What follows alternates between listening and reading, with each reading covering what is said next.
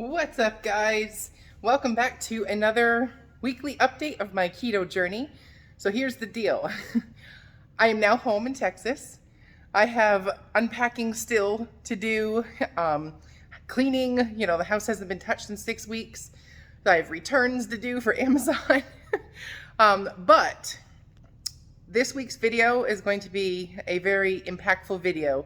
So this is my day one, my comeback story. And here's the deal. I just hopped on the scale and I haven't weighed myself in, I don't know, I want to say 3-4 months at least, maybe longer. I don't know. It's been a very long time. I did try to do it in New Hampshire, but my scale was dead. Batteries were dead. And I'm just like, whatever, and didn't bother with it. So I finally ripped the Band-Aid off and address the elephant in the room. So here's a screenshot.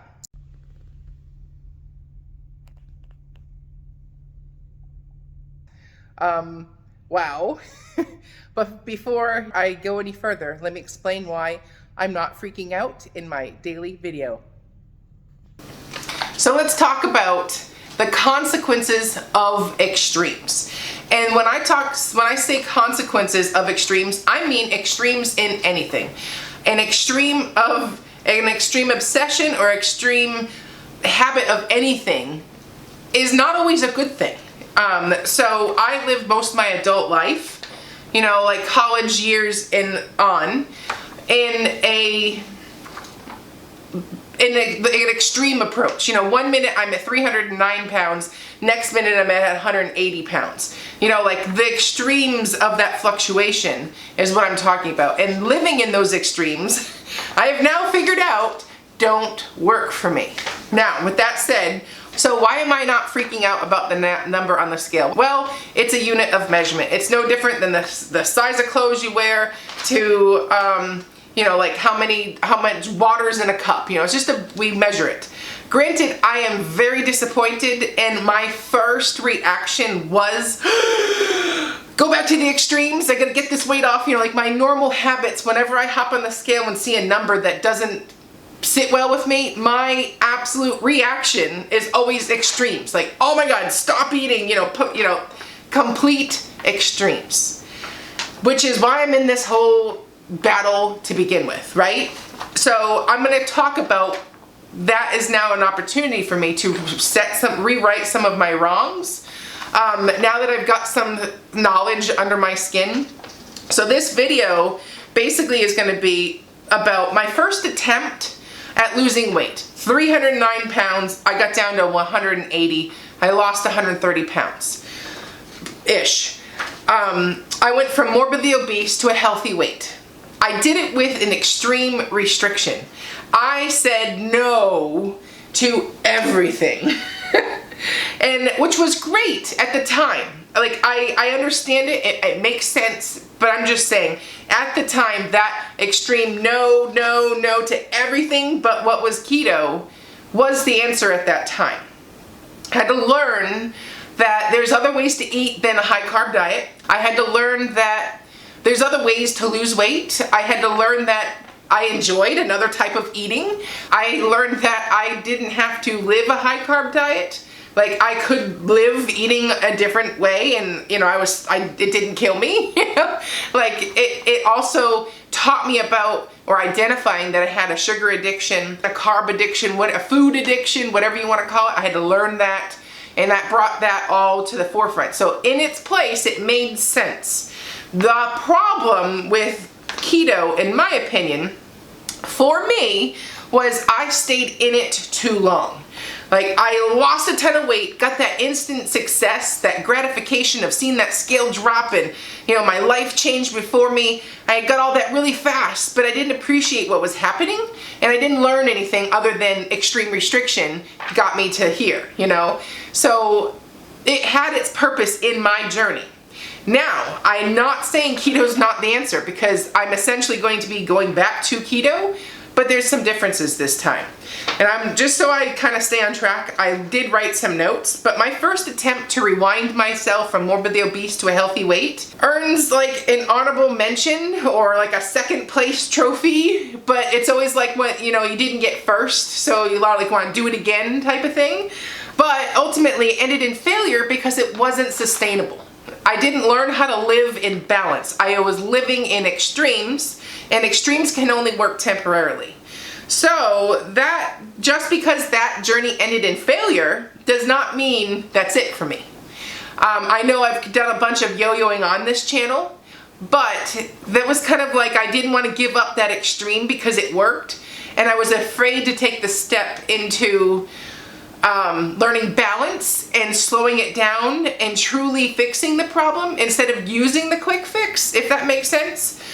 So this time it gives me an opportunity to rewrite my script, rewrite my narrative, rewrite the rules I live by, rewrite my story, and truly get this weight loss going. So basically I have another chance. And that's one cool thing about a weight loss journey. If you keep hitting failure, that's okay. That means that wasn't the right path for you. Try again. And as long as you don't give up, it's not true failure. Those are just dead ends. Now, after, 3.5 years into this journey, I have a new respect for the true weight loss story.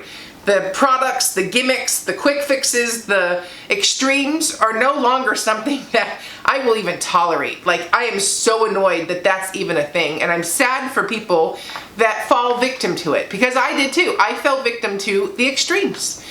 So now that I've had a chance to learn about myself, and I went through a weight loss journey, I learned a lot. It wasn't a complete lost cause. This is why I'm not upset about the weight gain.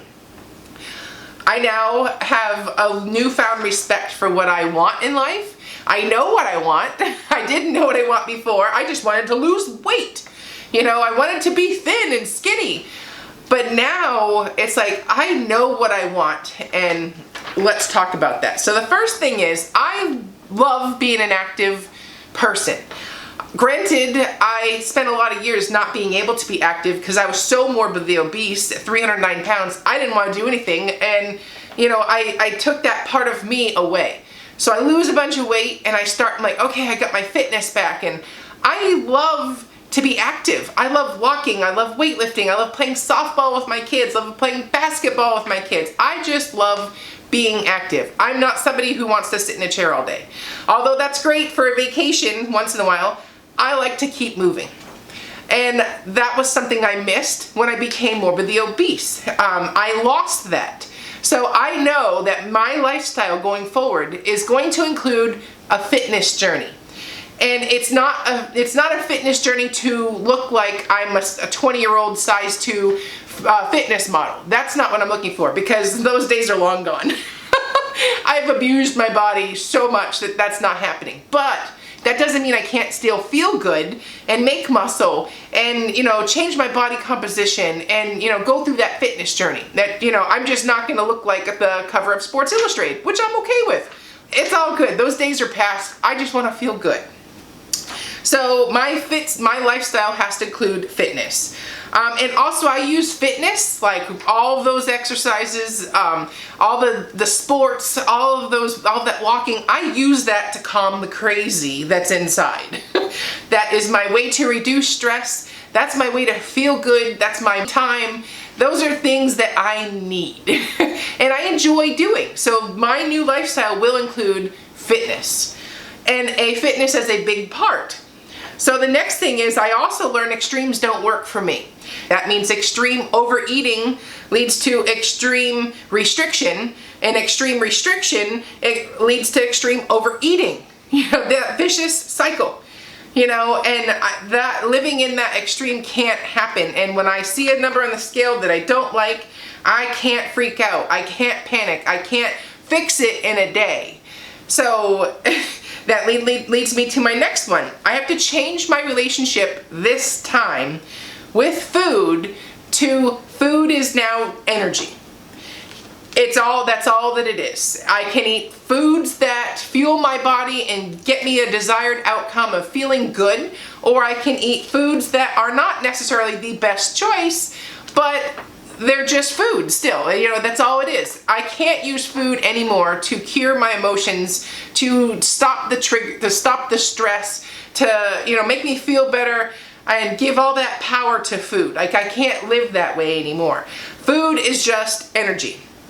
And in my new time, this new chapter, that's all it is to me. And I have to rewrite that. It's not goodbye. I'm not doing any of those things where, like before, on that note, before I would say, I'm gonna go, like, I gained weight. Monday comes around, here comes the extreme restriction. Never again will I have a carb. I'm gonna have no carbs. I'm gonna have whatever the case may be. I went that extreme. Well, I'm not going to say that anymore. My new narrative is, a donut that's a regular old donut. Yes, that won't get me to maybe lose weight today, but I'm not going to never have that donut again. Right now, that donut is just not the best. It's delicious, but it doesn't mean I can never have that again. It's goodbye to donuts forever, because that makes that extreme narrative come back. And while donuts are not going to be a big part of my daily caloric intake, I'm not saying goodbye to donuts. And that's the difference. I will just be limited. When I feel like having a donut, I'll have a donut. But they're just not going to be 100% in my day every single day.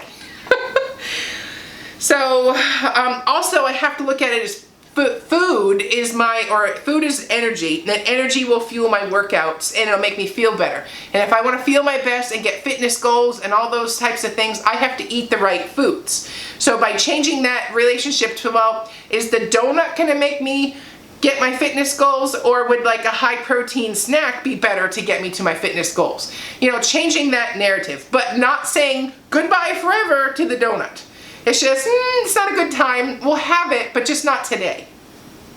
And it seems so simple, but it was one of those just absolute revelations that was like, oh my God, that's what I've been doing. I've been saying goodbye instead of just saying, well, we don't eat it every day. But, in a month from now, if I feel like having a donut, no big deal, and just move on.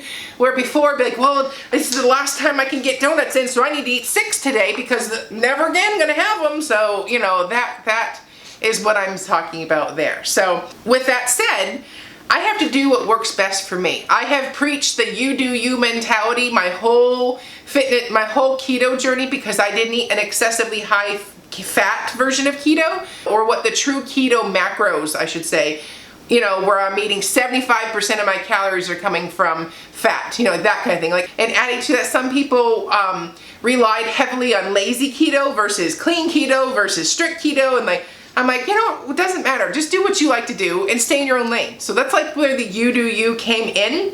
But now looking back, like that was where I started noticing this wasn't gonna work, and I needed to find something that fit for me, and I didn't need to try and fit into this one size fits all approach. So it was like my first indication.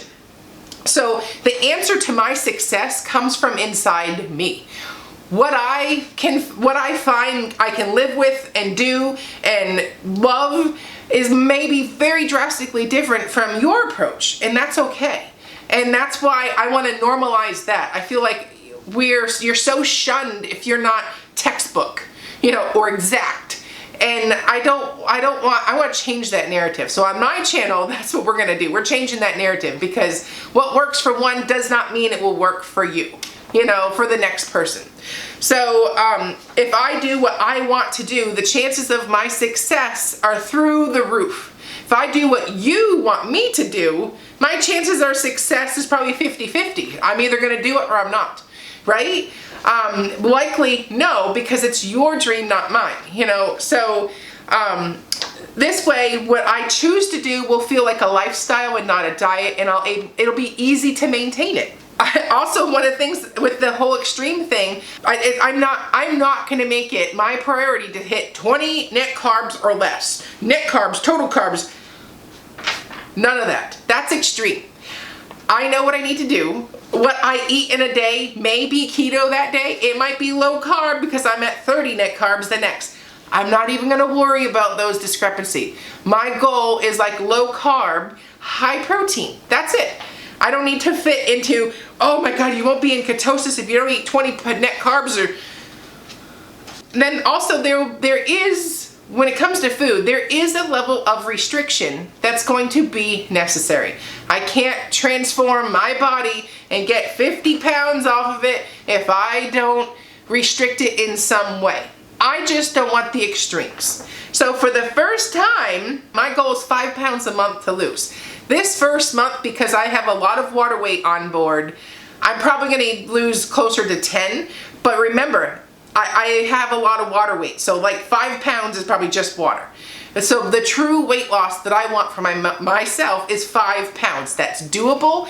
That's something that's not extreme. It should be simple enough where I don't feel like I'm in a diet. I'm just cutting back a little.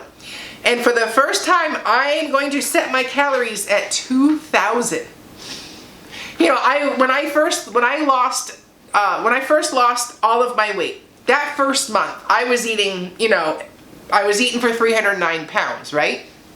The first month, I think I dropped it down to like 1,200 calories. So I lost like 27 pounds that first month. I literally popped like a pincushion that weight off. Granted, yes, a lot of it was water, but that extreme calorie reduction literally wrecked me. And I have been paying for that ever since. It took me a lot to notice that or to recall that, but that was excessive. If I was 309 pounds, I should have been having closer to like 2,500 calories as a restriction. You know, like just the math, like that was an extreme cut. And there were some days I barely got in 1,000 calories weighing that much. Granted, yeah, I was morbidly obese, my body was fine, but it came down to what I did for metabolism, restriction. That was not sustainable, and that was the beginning of the end of that chapter of my life. But I just hadn't figured it out yet. It takes time for the pieces of the puzzle to fall in. So this time around, I'm weighing 250 pounds. I will be starting my restriction at 2,000 calories. But that also includes, I'm going to be exercising minimally 3 to 4 times a week. The goal's 5. So at the minimum, I have to eat to fuel those activities. So 2,000 is a great number because I'm including an hour's worth of a workout every single day. Monday through Friday, I'm gonna aim for workouts. Anything I get on top of that, like softball games, practice, stuff with my kids, those will just be bonus. But I'm not I'm not gonna live that hour of workout every single day, plus all the activity I do, 10,000 steps plus a day at 1,000 calories. That's just not sustainable. It's so restrictive, it's so extreme, and that's how it got me into the boat that I'm in today. So no, never again. I will start at 2,000, and I'm gonna try not to even mess with that number and see what happens. And it's a thought that I wanna try and lose weight on eating 2,000 calories a day. It makes me feel uneasy myself, but I have to believe in what's facts, and that means I have to eat, and if, a nice slow and steady approach should be the answer. The extremes was not the answer. I already figured that out. So, in a nutshell, when I come down to what I'm gonna eat, I'm not gonna put a label on it. Some days, by the way the macros fall, it'll be keto. Some days it'll be low carb, but I'm not putting myself in that box. The main goal of how I'm gonna eat and what you're gonna see on this channel is limited processed foods. I did not say never again, limited. I will not be showing any time that I'm eating off plan because that could trigger people and stuff. I'm just saying, in my personal life, the days I don't film, if I choose to eat out with my family, that's so be it. Those will be limited, but I'm not putting the narrative of never on that. So limited processed foods, no wheat, no gluten, no soy in that same category. The next thing is, my focus for my diet is a high protein, low carb, moderate fat approach. So when I say that 2,000 calories-ish, I'm aiming for 25, 30 carbs, net carbs. And my protein is like 150 to 180. I have to work through Carb Manager and see what it says for the macros, but like, you know, what the high protein keto looks like. But the main emphasis when I eat a meal, it is a protein focused meal. Why? Because protein is satisfying, it's filling, it stays with you longer. Protein is necessary to rebuild muscle when you're doing all your activities. Like, it's not a macro. Protein is a repair mechanism. So you need to, if you're doing a lot of activity, you got to repair those muscles. Protein, protein, protein. So with my history of weight loss and stuff, I found that eating a high protein diet was easy for me to do. It felt good, and I had less hunger spikes because it didn't remind me to eat, because I still felt full and satisfied. And that's when it comes down to like the carbs, my carbs will be coming from vegetables and some fruits. Fruits like berries, avocado. But the main bulk is, I'm not going to be afraid of a tomato. I'm not going to be afraid of an onion. I'm not going to be afraid of carrots. You know, like, I am just eating vegetables and that's all there is to it. You know, like, no extremes. The extreme restriction made me unable to control my food addiction. That's what happened. So I hope that makes sense. That's the plan. And I'm going to start filming several times a week. My kids go back to school on Wednesday. I'm going to have a lot of time to focus on me, and we're going to go over step by step all the stuff that I'm doing. So I have lots of cool videos coming. I'm looking forward to this next chapter. I am saddened and disappointed that I didn't put myself first for a long time. But I'm also equally happy that I put the time in to fix the head and figure out the missing piece to the puzzle. Because that is part of the journey. And that's given me a second wind to keep going and hit that reset button and do this comeback tour. So anyways, that's it for me. We'll talk more this week. And I hope you're excited as I am. And I want to thank you for your support, your kind words, your encouragement. And also, thank you for sticking by me while I figured this stuff out. This is crazy, but it's possible, and we can do this together. So let's do it. What do you say?